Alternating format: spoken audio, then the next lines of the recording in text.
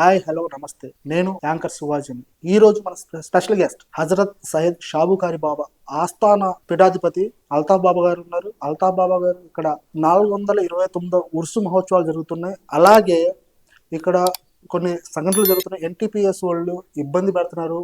మా భూములు తీసుకొని మాకు అసలు ఎలాంటి ఇంటిమేషన్స్ లేకుండా కూడా మేము కొన్ని చెప్పాము, ఆ పనులు కూడా చేయట్లేదు. అలాగే కొన్ని షియా సున్నీ ముస్లిమ్స్కి అన్యాయాలు జరుగుతున్నాయని చెప్పేసి ఆయన మాటల్లో మనకి తెలిసే ప్రయత్నం అయితే చూసుకుందాం. సార్ నమస్తే అండి అల్తాఫ్ బాబా గారు. సార్ ఇప్పుడు ఇక్కడ 429 గంధ మహోత్సవం జరుగుతుంది. ఇక్కడ ఎన్టీపీఎస్ నుంచి మీకు ఎలాంటి ఇవి జరుగుతున్నాయి? మీకు అందుబాటులో వస్తున్నారా, రావట్లేదు లేదా? కొండపల్లి ప్రసిద్ధిగాంచినటువంటి ఒక హిస్టారికల్లో ఉన్నటువంటి ఒక గ్రామం కొండపల్లి మున్సిపాలిటీ.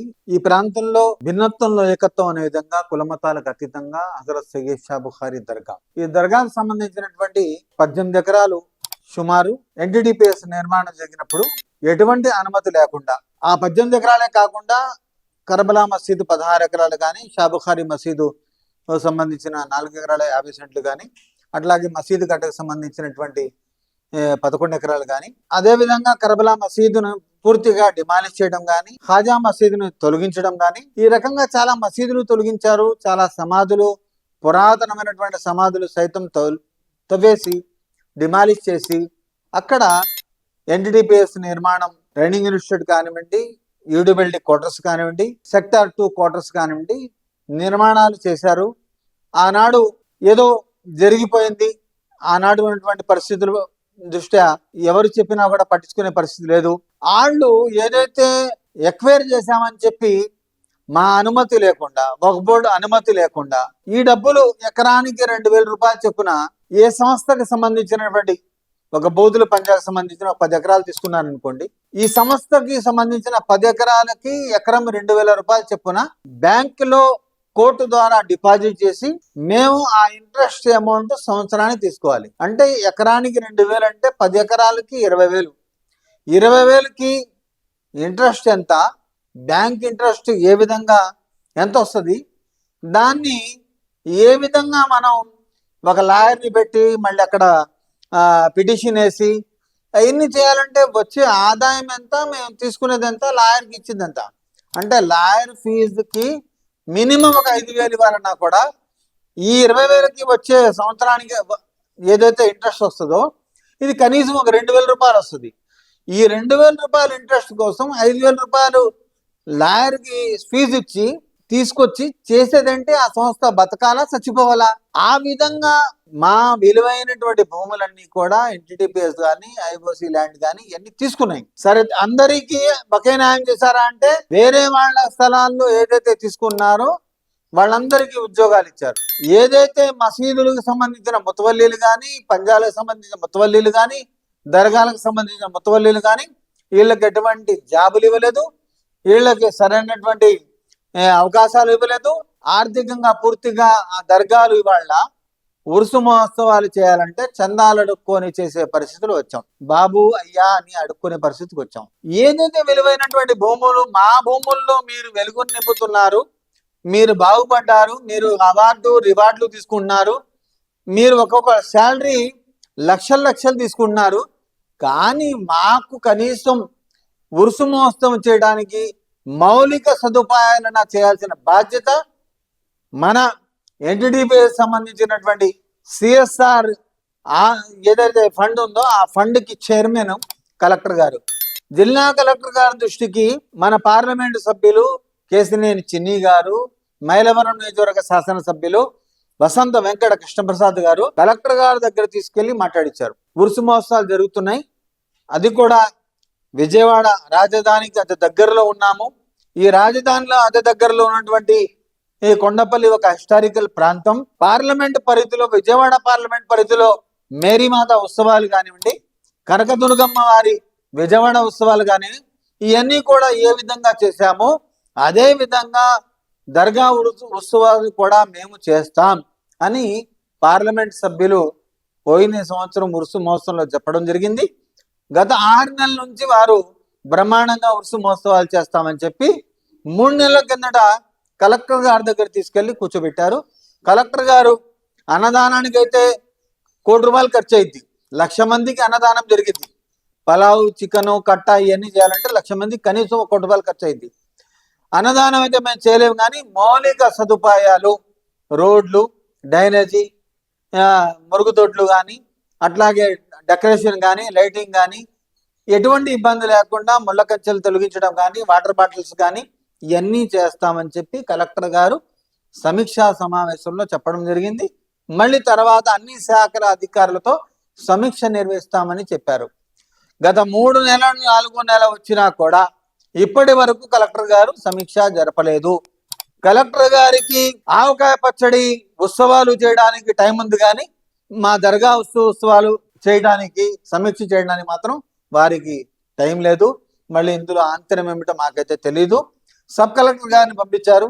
సబ్ కలెక్టర్ గారు వచ్చి కొండపల్లిలో మున్సిపాలిటీ వారికి ఏమో మీరు అజ్జేయండి ఇచ్చేయండి అని వాళ్ళకి చెప్పారు. ఉరుసు మహోత్సవాలు సమీక్షా సమావేశం నిర్వహించాల్సినటువంటి కలెక్టర్ గారు ఆవకాయ పచ్చడి ఉత్సవాలు చేయడానికి ప్రభుత్వం దగ్గర నిధులు ఉన్నాయి, అధికారుల దగ్గర టైం ఉంది, కానీ దర్గా ఉత్సవాలు చేయడానికి మాత్రం ఎటువంటి సమయం వాళ్ళ దగ్గర లేదు, నిధులు కూడా లేదు. సిఎస్ఆర్ అమౌంట్ బూడిదకి కొన్ని 50,000 కోట్లు సుమారు సంవత్సరానికి బూడిద మీద ఆదాయం వస్తుంది. ఈ ఆదాయము సిఎస్ఆర్ అమౌంట్ అంతా కూడా కలెక్టర్ గారి కంట్రోల్లో ఉంటుంది. ఎక్కువ బాధితులకి ఖర్చు పెట్టాల్సినటువంటి సిఎస్ఆర్ అమౌంట్ ఏదైతే ఉందో, ఎక్కువ బాధితులు అతి సమీపంలో పక్కన ఉన్నటువంటి దర్గా మసీదుకు సంబంధించినటువంటి BTPS ఆవరణలో అతి దగ్గరలో ఉన్నటువంటి వాళ్ళు ఎవరైనా ఉన్నారంటే అది మేమే. అది కూడా కోల్ ప్లాంట్ పక్కనే ఉంది, డంపింగ్ యార్డ్ పక్కనే ఉంది. ఇప్పుడు కొత్తగా మళ్ళీ ఇంకో 6-5 లైన్లు రైల్వేలు వెళ్ళేసి పక్కనే కోల్ ప్లాంట్ కొత్తగా నిర్మాణం కూడా చేస్తున్నారు. ఇప్పటికి ఉన్న బూడిదకే నానా ఇబ్బందులు పడి నానా రోగాలు పాలయ్యి ఇబ్బందులు పడుతున్నాం. ఇంకా ఈ కోల్ ప్లాంట్ వస్తే ఇంకా ఉండడం కూడా చాలా భయంకరమైన పరిస్థితులు, అనారోగ్యాల పాలైపోయి చనిపోవడం తప్ప ఇంకా వేరే మార్గం లేదు. కానీ విషయం ఏంటంటే ఇన్ని 100 ఎకరాలు మా భూములు తీసుకొని ఈ బూడిదంతా కూడా పీల్చేది మేము.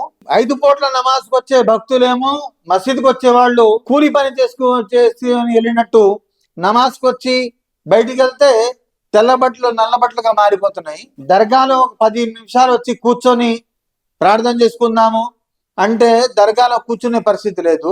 ఇంత దరిద్రమైనటువంటి పరిస్థితుల్లో మేము ఈ బూడిదని పీలుస్తూ ఉంటే మాకు ఉరుసు మహోత్సవాలకి కనీస మౌలిక సదుపాయాలు కూడా చేయకపోవడానికి గల కారణాలేంటి?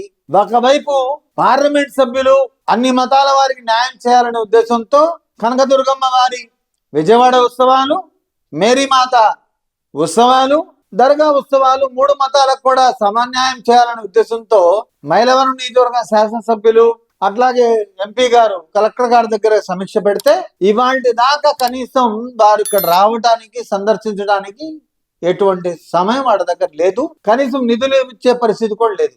ఇంత దారుణమైన పరిస్థితిలో మేము ఉన్నామంటే ఈ గోడు ఎవరికి చెప్పుకోవాలి?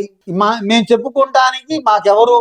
అధికారులు, ఉన్నతమైన స్థానంలో ఉన్నటువంటి అధికారులే మా మీద ఈ విధంగా నిర్లక్ష్యం చేస్తూ కక్ష సాధింపు చర్యగా ఉంటే మా భూములు ఇచ్చి ఈ కర్మ మాకేమిటి? మా భూములు మాకు ఇచ్చేయండి, మేము దేహీని అడుక్కోవాల్సిన అవసరం లేదు, ఎవరి దగ్గర మేము అడుక్కోము. మా స్థలాలు మాకు ఇచ్చేస్తే ఇవాళ ఎకరం 10 కోట్ల రూపాయలు ఉంది ఈ ప్రాంతంలో. ఆ స్థలాలు ఉంచుకొని కనీసం 100 ఎకరాలు ఇచ్చాం, మేమే కోట్ల రూపాయల ఆదాయం మా దగ్గర ఉంటుంది. కనీసం పంట పండించుకున్నా కూడా 40 బస్తాలు 6 నెలలకు సంవత్సరానికో బియ్యం వడ్లు పండించుకోగలుగుతాం. మేము మా పంట చేసుకోనైనా కనీసం ఉరుసు మహోత్సవాలు ఘనంగా నిర్మించుకుంటాం. ఈ అన్నదానానికి మేము చందాలు వసూలు చేసుకునే అవసరం లేదు. లేకపోతే ఉరుసు ఉత్సవాలు ఊరేగింపుల కోసం, డెకరేషన్ కోసం, మౌలిక సదుపాయాల కోసం మీరు చేయండి అని అధికారుల చుట్టూ మేము ప్రదక్షిణాలు చేయాల్సిన అవసరం కూడా మాకు ఉండదు.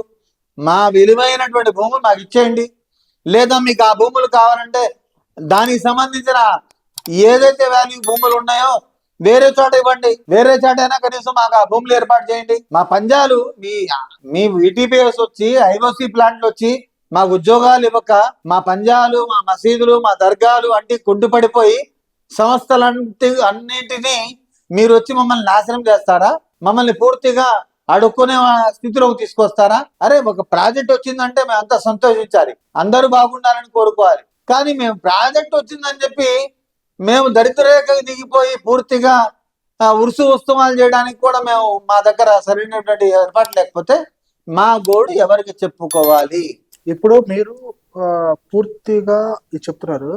నెక్స్ట్ వచ్చేసి మీరు గత ప్రభుత్వానికి ఒక హెచ్చరిక కూడా జారీ చేశారు. లాస్ట్ టైం 2019 ఎలక్షన్స్ తర్వాత మాకు షియా ముస్లిమ్స్ కి పదవులు ఇస్తున్నారు తప్ప మా సున్నీ ముస్లిమ్స్ కి ఎలాంటి పదవులు ఇవ్వట్లేదు. నిజంగా మీకు టీడీపీ ప్రభుత్వంలో న్యాయం జరుగుతుందా, లేకపోతే వైసీపీ ప్రభుత్వం చేసినట్టే టీడీపీ ప్రభుత్వం చేస్తుందా? ఇక్కడ విషయం ఏమిటంటే వక్ఫ్ బోర్డ్ అంటే సున్నీ షియా, సున్నీ తెగ షియాకి సంబంధించిన అది స్టేట్ వక్ఫ్ బోర్డు కానివ్వండి, సెంట్రల్ వక్ఫ్ బోర్డు కానివ్వండి. అదే ఉత్తరప్రదేశ్ లో అయితే మీకు షియా బోర్డు వేరే, సున్నీ బోర్డు వేరే. అయితే సున్నీ షియా ఈ రెండు తెగలకు మాత్రమే ఈ వక్ఫ్ బోర్డు ఆస్తులకు సంబంధం.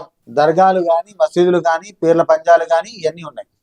ఇందులో కొన్ని జమాతులు దర్గాలు నమ్మని వాళ్ళు ఉన్నారు, పంజాలు పీర్ల పంజాలు నమ్మని వాళ్ళు ఉన్నారు. ఈ నమ్మనటువంటి వాళ్ళని ఇవాళ రాజకీయ నాయకులు, అది తెలుగుదేశం పార్టీ కానివ్వండి, అది వైసీపీ ప్రభుత్వం కానివ్వండి, వీళ్ళందరూ కూడా ఎవరైతే నమ్ముతారో దర్గాల్ని నమ్మే వాళ్ళని వదిలేసి దర్గాకు సంబంధం లేని నాస్తికుల్ని తీసుకొచ్చి మా మీద పెత్తనం చెలాయించే విధంగా వాళ్ళని అధికారంలోకి తీసుకొస్తే వాళ్ళు చైర్మన్లు వాళ్ళే.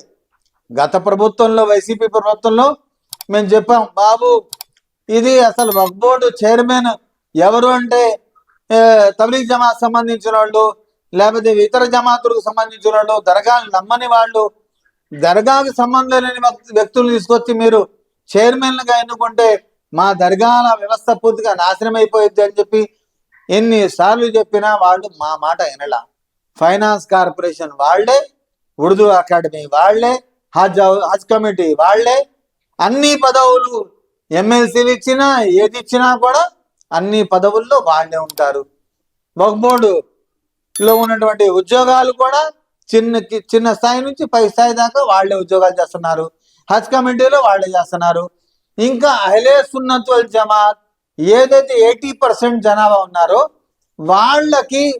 వాళ్ళు పేదరికంలో ఉన్నటువంటి వాళ్ళు, రోజు కూలి పని చేసుకొని బతికేటువంటి వాళ్ళు అహ్లే సున్నత్ వల్ జమాత్. వాళ్ళ దగ్గర ఎటువంటిది భేదం ఉండదు. హిందూ ముస్లిం అనేది భేదాలు ఉండవు వాళ్ళ దగ్గర. భిన్నత్వంలో ఏకత్వం అనే విధంగా అందరినీ కలిసికట్టుగా తీసుకెళ్లి మేము హిందువుల ప్రసాదం తినకూడదు, లేకపోతే అవి చేయకూడదు, ఇది చేయకూడదు. సున్నీ జమాత్లో ఇలాంటి వ్యవహారాలు ఉండవు. సున్నీ జమాత్ అంటే ఇది సూఫీయిజానికి సంబంధించింది. పక్కాగా సూఫీయిజాన్ని అమలు చేసేటటువంటిది సున్నీ జమాతు. అలాంటి సున్నీ జమాతు ఇవాళ పూర్తిగా ఈ అధికారంలోగా అధికారంలో వచ్చినటువంటి పార్టీలు కానివ్వండి, గత ప్రభుత్వం కానివ్వండి, ఈ ప్రభుత్వం కానివ్వండి, వాళ్ళకు మాత్రమే పెద్దపేట వేస్తున్నారు. మాకు పూర్తిగా ద్రోహం చేస్తున్నారు. సున్నీ ముస్లింలకు పూర్తిగా ద్రోహం జరుగుతుంది. ఇతర జమాతులకు మాత్రం అందలం ఎక్కిస్తున్నారు. మా వ్యవస్థలు పూర్తిగా కుంటుపడిపోయాయి. మా దర్గా ఆస్తులు, మా దర్గా వ్యవహారాలు, మా పంజాలు, మా మాన్యాలు అన్నీ కూడా డైరెక్ట్ మేనేజ్మెంట్లోకి వెళ్ళిపోతాయి. మేము ఎక్కువ మాట్లాడితే మా మీద రిపోర్ట్లు తయారవుతాయి. డైరెక్ట్ మేనేజ్మెంట్ తీసుకుంటారు. మా భూములు వాళ్ళు ఇష్టం వచ్చినట్టు వాళ్ళకి ఇచ్చుకుంటారు. మీకు దురదృష్టం ఏంటంటే విజయవాడ నగరంలో కృష్ణా జిల్లా కాజీ హబీబుల్లా హుసేని అని ఒక హెరిడిటరీ పూర్వీకులు వంశపారంపర్యంగా వాళ్ళు కాజీగా ఉన్నారు. కాజీ అంటే మాకు గతంలో కలెక్టర్తో సమానం. అలాంటి కాజీ గారికి ఒక 400 ఎకరాలు ఉంటే ఈ 400 ఎకరాలకి ఇవాళ ఆయన దగ్గర కనీసం పిల్లలకి ట్యూషన్ స్కూల్ ఫీజులు కట్టుకునే పరిస్థితి కూడా లేదు. ఇల్లు కుప్పకూలిపోయి ఇల్లు కూలిపోతే అద్దె ఇంటికి వెళ్దామని అద్దెలోకి వెళ్తే మీరు ముస్లిం కదా మీకు అద్దె ఇవ్వమంటున్నారు. ఆయన ఆస్తులన్నీ కూడా హేమహేమీల దగ్గర ఉన్నాయి. ఈయన ఆస్తులన్నీ ఎవరి దగ్గర ఉన్నాయి? హేమహేమీలు. విజయవాడలో ప్రసిద్ధిగాంచినటువంటి one of the rich men Valluri Ashok అంటే ఏమన్ కన్వెన్షన్ హాల్ వాళ్ళదే, పెద్ద పెద్ద ఆస్తులు వాళ్ళే, ఎకరాలు ఉన్నటువంటి భూస్వాములు వాళ్ళు. అలాంటి వ్యక్తుల దగ్గర కాజీ గారి భూములు ఉన్నాయి. కోగంటి సత్యం గారి దగ్గర కాజీ గారి భూములు ఉన్నాయి. రాఘవ ఎస్టేట్ దగ్గర కాజీ గారి భూములు ఉన్నాయి. తులసి గారి దగ్గర కాజీ గారి భూములు ఉన్నాయి, శ్రీనివాసరావు గారి దగ్గర కాజీ గారి భూములు ఉన్నాయి. విలువైనటువంటి భూములు ఎన్టీడీపీఎస్ వాళ్ళు తీసుకున్నారు, అండర్ కన్స్ట్రక్షన్ ఎన్టీడీపీఎస్ అన్నారు. ఇష్టం వచ్చినట్టు ఇబ్రాహీంపట్నం పోలీస్ స్టేషన్ పక్క క్వార్టర్స్ కానివ్వండి, రైతు బజార్ కానివ్వండి, అట్లాగే ఇబ్రాహీంపట్నంలో ఉన్నటువంటి బిఎస్ఎన్ఎల్ ఆఫీస్ కానివ్వండి, అట్లాగే పెట్రోల్ బంక్ కానివ్వండి. అరే కన్స్ట్రక్షన్ విటిపిఎస్ అన్నారు, మీరు ఇష్టానుసారంగా వ్యాపారాలు చేసుకోవడానికి ఉపయోగించుకున్నారు. ఆయన దగ్గర ఉండటానికి ఇల్లు లేదు, అద్దెంటికి వెళ్తే ముస్లిం అని ఇల్లు అద్దెకి ఇవ్వట్లేదు. అంత దౌర్భాగ్యమైన పరిస్థితుల్లో ఉన్నాము. క్లియర్ గా చెప్తున్నానండి. ఇప్పుడు టీడీపీ ప్రభుత్వంలో షియా ముస్లింస్ కి న్యాయం జరిగిందా, సున్నీ ముస్లింస్ కి న్యాయం జరిగిందంటారా? ఇప్పుడు మీరు లాస్ట్ టైం సున్నీ ముస్లింస్ అందరూ మేము గత ప్రభుత్వానికి వ్యతిరేకం, ఈ ప్రభుత్వానికి తెలుగుదేశం పార్టీకి మేము సపోర్ట్గా ఉంటాం అనేది మీరు బహిరంగంగా ప్రెస్ మీట్లు పెట్టేసి సున్నీ ముస్లింస్ ద్వారా చెప్పారు. నిజంగా టీడీపీ ప్రభుత్వం వచ్చిన తర్వాత మీకు న్యాయం జరిగిందా లేదా, అది క్లియర్ చెప్పండి నాకు. మీకు స్పష్టమైనటువంటి వ్యవహారం చెప్తున్నా. సున్నీ షియా అనేది ఇద్దరికి హక్కు ఉంది. కానీ ఆంధ్రప్రదేశ్ లో షియా శాతం 1-2% ఉంది కాబట్టి ఇక్కడ సున్నీ షియాకి ఎటువంటి వివాదాలు లేవు. వివాదం ఉన్నది జమాతుల వారితో. దర్గాలని నమ్మనిటువంటి వాళ్ళు ఎవరైతే జమాతులు ఉన్నారో ఆ జమాతుల వారితో మాకు విభేదాలు ఉన్నాయి, వివాదాలు వారితో ఉన్నాయి. అలాంటి వ్యక్తులు ఇవాళ రాజకీయంలో గత ప్రభుత్వంలో వాళ్ళే రాజ్యం వెళ్తున్నారు, ఈ ప్రభుత్వం వచ్చినా వాళ్ళే రాజ్యం వెళ్తున్నారు. ఇప్పుడు మీకు ఒక బోర్డు కానివ్వండి, post minority corporation finance chairman కానివ్వండి, లేకపోతే ఎమ్మెల్సీలు, ఇప్పుడు జమాతులు ఎంతమంది ఉన్నారు, సున్నీ ముస్లిమ్స్ ఎంతమంది ఉన్నారు? సున్నీ ముస్లింలకి 1% కూడా ఎక్కడ న్యాయం జరగలేదు. గత ప్రభుత్వంలో జరగలేదు, ఈ ప్రభుత్వంలో కూడా జరగలేదు. మా సమస్య, మా గోడు వినటానికి, చెప్పుకుంటానికి మాకు రాష్ట్ర వ్యాప్తంగా నాయకుడు అనేవాడు కూడా లేడు. చంద్రబాబు నాయుడు గారి దృష్టికి ఈ విషయం తీసుకెళ్లాలి, లేకపోతే లోకేష్ గారి దృష్టికి ఈ విషయం తీసుకెళ్లాలంటే వాళ్ళ దగ్గర వెళ్ళేది ఎవరు, వెళ్ళి చెప్పేది ఎవరు? చెప్పినా అక్కడ ఉన్నటువంటి కోటరీ అంతా కూడా జమాతులో ఉంటే వాళ్ళ మాట వింటారా, మా మాట వింటారా? మరి మేము పోరాడుతాము, మేము వెళ్తానికి అపాయింట్మెంట్ కూడా ఇవ్వట్లేదండి. ఇప్పుడు ఇక్కడ మీకు స్థానిక శాసనసభ్యులు వసంతకృష్ణ ప్రసాద్ గారు కానివ్వండి, లేకపోతే ఇక్కడ ఎంపీ ఎవరైనా ఉన్నారు చిన్ని గారు కానివ్వండి, మిగతా రాష్ట్రంలో మీ సున్ని మత పెద్దలు ఉంటారు కాబట్టి మీరు వెళ్ళి ఎందుకు ఇవ్వటం లేదు మా సున్నికి అనేది మీరు ఎందుకు మాట్లాడలేకపోతున్నారు? ఇప్పుడు ఇలాంటి వ్యక్తులు చెప్తే మీకు అపాయింట్మెంట్ దొరకదంటారా? మీరు ఒక మత పెద్ద గురువులుగా ఉన్నారు కాబట్టి మీకు అపాయింట్మెంట్ ఇవ్వడానికి కూడా వెనకాడతారంటారా? అది మీ ఒక మాట చెప్పాలంటే మీకు చేతగానితనం అంటారా, లేకపోతే మీ ఇదంటారా? ఒక మాట చెప్పండి, క్లియర్ చెప్పండి మాకు. విషయం స్పష్టంగా చెప్తున్నా, రాజకీయ నాయకులకి ముస్లింలు అంటే ఈ జమాతులు ఇవన్నీ వాళ్ళకి తెలీదు. గడ్డం ఉంది, టోపీ ఉంది, ముస్లిం అని అనుకుంటారు. ఏ జమాత్కి సంబంధించిన వాళ్ళు, ఏ జమాతో వాళ్ళకి ఇవన్నీ తెలీదు. వాళ్ళు ముస్లింలు 100 మంది గడ్డాలు కనబడగానే ఆ ముస్లింలు అంతా మా వైపు ఉన్నారనుకుంటారు. కానీ 80% సున్నీ ముస్లింలు ఒక పక్కన ఉన్నారు, 20% జమాతుల వాళ్ళు ఒక పక్కన ఉన్నారు. సున్నీ జమాతులో ఉన్నటువంటి వ్యక్తులు, ఇప్పుడు సున్నీ జమాతులో జలీల్ ఖాన్ గారు ఉన్నారు. జలీల్ ఖాన్ గారు ఆయన ఏ పదవులు ఉన్నారు? ఆయన ఏ పదవులు లేరు. ఇప్పుడు మేము మా గోడు వినిపించాలంటే జలీల్ ఖాన్ గారికి వినిపించాలి. జలీల్ ఖాన్ గారికి ఏ పదవి లేదు. ఆయన తీసుకెళ్ళి ఈ పరిస్థితుల్లో ఆయన తీసుకెళ్ళి సీఎం గారి దృష్టిలో ఇవన్నీ పెట్టాలంటే అక్కడ ఉన్నటువంటి పదవుల్లో ఉన్నటువంటి వాళ్ళందరూ కూడా జమాతుల వాళ్ళు. జలీల్ ఖాన్ గారి మాట వింటారా, లేకపోతే పదవుల్లో ఉన్నటువంటి వాళ్ళ మాట వింటారా? కాబట్టి మాకు అన్యాయం జరుగుతుంది. దీనికోసం పోరాటం గతంలో కూడా చేశాం, మళ్ళీ చేస్తాం. మేము ఈ యొక్క పోరాటం అనేది ఆగదు. మాకు న్యాయం జరిగేంత వరకు ఆగే పరిస్థితి అయితే లేదు. ఎందుకంటే మాకు పూర్తిగా అన్యాయం జరుగుతుంది. మాకు ఆదాయం ఇచ్చేదంతా కూడా దర్గాలకు సంబంధించిన ఆస్తుల నుంచి ఆదాయం వస్తుంది. ఆదాయం ఇచ్చేది ఎవరు? మా దర్గా భూములు. కస్మూర్ దర్గాలో 1.5 సంవత్సరానికి 1.5 పాట జరిగింది. మన బారాషీద్ దర్గాలో 1.5 దాకా పాట జరిగింది. కాకాని బాజీబాబా దర్గా 1.5 పాట జరిగింది. ఈ దర్గాలన్నీ ఎల్ఆర్జీ దర్గా కానివ్వండి, ఎన్ని దర్గాలన్నీ కూడా ఆస్తులు సంబంధించినటువంటి అన్నీ కూడా సున్నీ జమాత్ సంబంధించినవి. ట్యాక్స్ కట్టేది మేము. మాకేమైనా చేస్తానా, ఏ దర్గాకైనా ప్రభుత్వం, గత ప్రభుత్వం కానీ ఈ ప్రభుత్వం కానీ ఏ దర్గాకైనా సరే ఎక్కడైనా అభివృద్ధి కోసం నిధులు ఇచ్చేటువంటి దాఖలాలు ఉన్నాయా? ఎందుకు లేవంటే మాకు అక్కడ కనీసం వచ్చి ఒక చైర్మనో లేకపోతే ఒక ఎమ్మెల్సీనో లేకపోతే మా వాళ్ళు ఎవరు లేరు. సున్నీ జమాత్ సంబంధించిన వాళ్ళు ఎవరు లేరు. ఆ జమాత్కు సంబంధించిన వాళ్ళే ఉన్నారు కాబట్టి వాళ్ళు దర్గాను నమ్మరు కాబట్టి దర్గా నాశనాన్ని కోరుకుంటారు తప్ప దర్గా అభివృద్ధికి ఎటువంటి కోరుకునే పరిస్థితి లేదు. దర్గా ఆస్తులు కాపాడే పరిస్థితి కనబడదు. దర్గాలని వాళ్ళు ఇంకా నాశనం చేయాలని కూర్చుంటే వాళ్ళు దర్గాలనే నమ్మని వాళ్ళని అధికారంలో వచ్చినటువంటి పార్టీలు వాళ్ళని కూర్చోబెడుతుంటే ఇక మేము ఎవరికి చెప్పాలి? మేము ఎక్కువ మాట్లాడితే మేమేదో విప్లవం సృష్టించినట్టు ఉంటుంది.